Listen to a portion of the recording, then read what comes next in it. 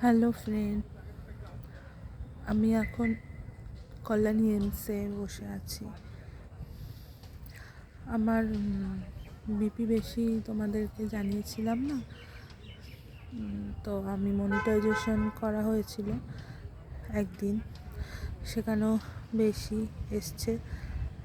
তাই বিপি বেশি দেখে রিস্ক জন্য আমাকে ম্যাডাম রিস্ক নেবে না, বাড়িতে থাকলে রিস্ক হবে, তাই আজকে আমি অ্যাডমিশন লিখে দিয়েছে। এখন আমি এমসে আছি। ভর্তি হওয়ার জন্য যে ফর্মালিটিগুলো থাকে সেগুলো হয়ে গেছে কমপ্লিট। এখন আমি ভর্তি হব ওয়ার্ডে গিয়ে। এখন একটু বাইরে বসে আছি, গেলেই তো ভর্তি হয়ে যাব, তাই আমাকে 3 দিন ভর্তি রাখা হবে।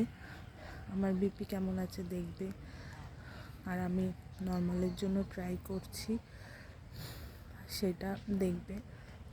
তারপর যদি নর্মালে প্রবলেম হয় তারপর সিজারে।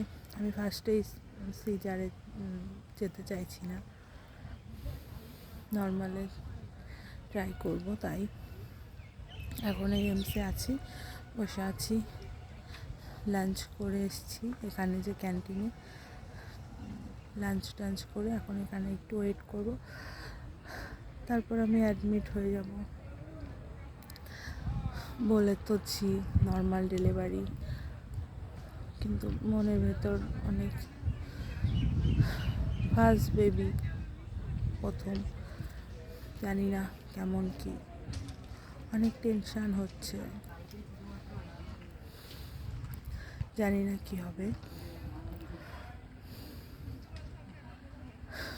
যা হবে সব ঠাকুরের উপর ছেড়ে দিয়েছি। আমি নর্মালে ট্রাই করতে চাই, জানি কষ্ট আছে এতে, তাও দেখি কি হয়। ওকে, বাই, পরে আবার কথা হবে তোমাদের সাথে।